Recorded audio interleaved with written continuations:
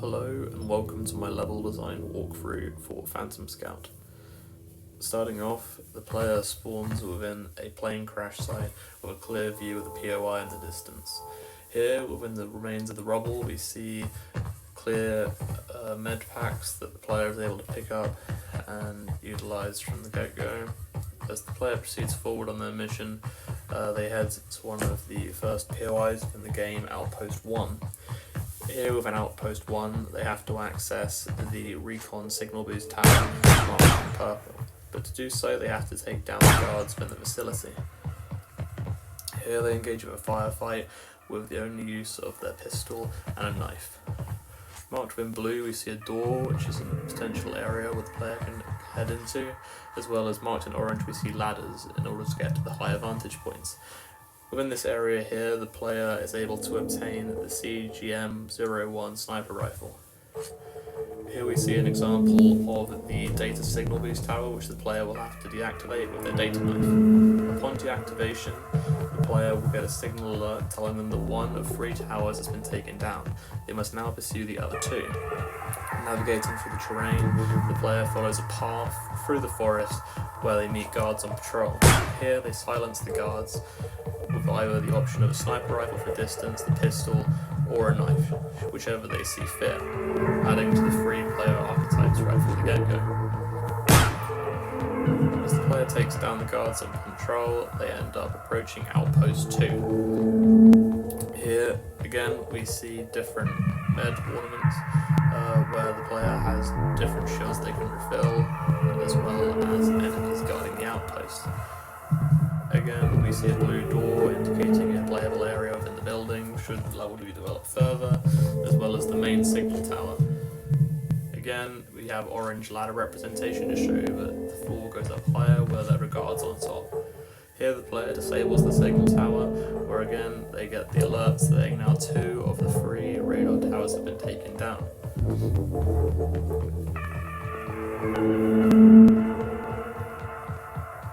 As the player navigates down towards the environment, their main aim being to take down the main communications tower, they head towards the 3rd and final outpost within this range.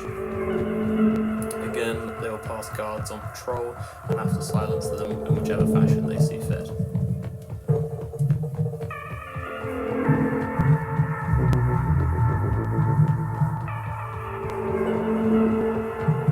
Here we see the player approaching an ammo cache area as well as a sniper vantage point.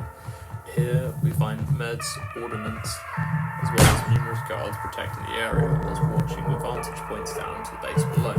Additionally, the player is also able to obtain a shotgun to assist them on their assault through the environment. This shotgun offers an alternating style of play, honing more into the assault class, available now allowing the player to play across 3 different play types. As we approach the 3rd and final outpost, the player must now take down the guards within the area. Again, we see different med items available, as well as ordnance. The players must take down all the guards within the area in order to ensure that it is safe before deactivating the 3rd and final recon beacon.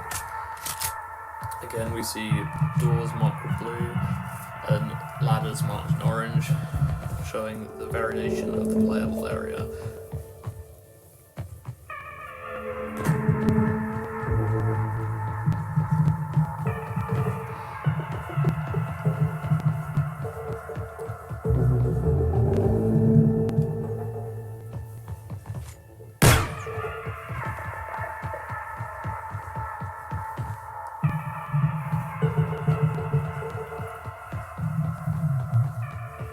Taking down the guards, the player can now disable the 3rd and final signal booster that is powering the main POI seen in the left-hand corner of the map.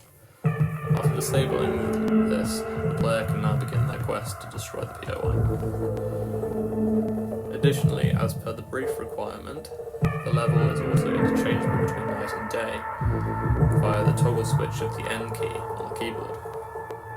As we can see, bases and key items are lit up within the night field, allowing players to play within both night and day environments, a key quest of the brief.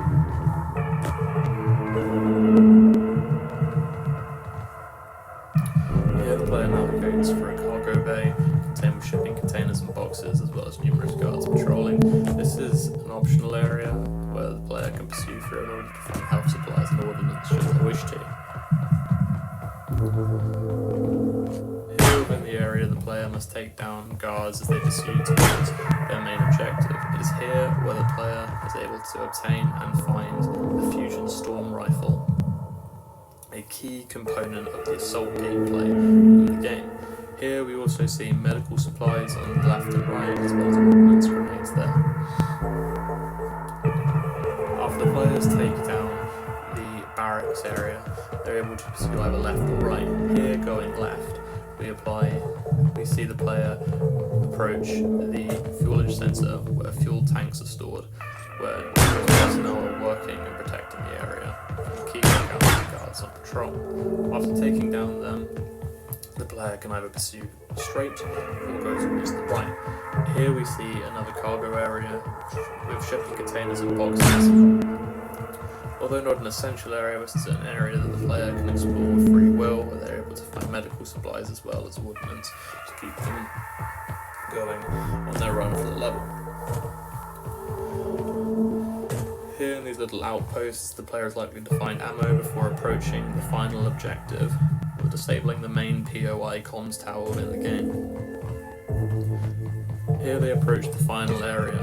This is where a big firefight takes place, where the player is able to opt and use any form of assault type they wish.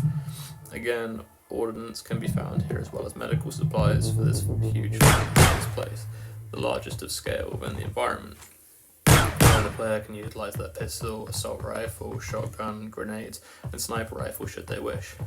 Again, marked in orange and blue, we see clear divides for where playable rooms can be, as well as ladders for the player to enter, or scale in height.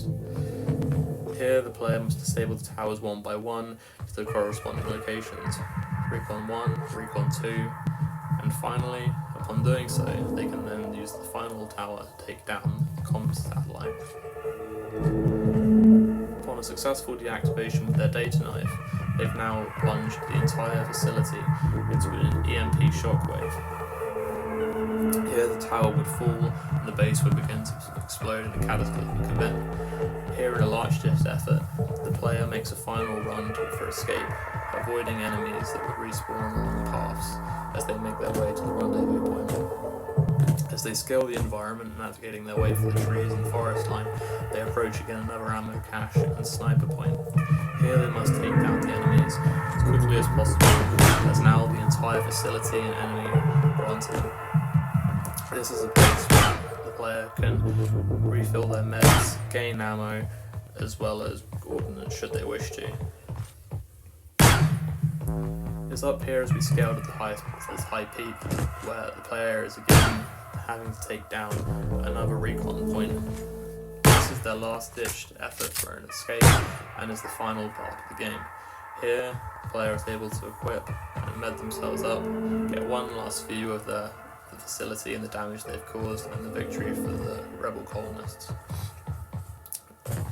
Here we see the yellow end marker indicating the end of the game, where the player would now skydive off into the valley below, over that range, away from the enemies. This would complete the final playthrough of the game and allow for a complete user experience. Thank you.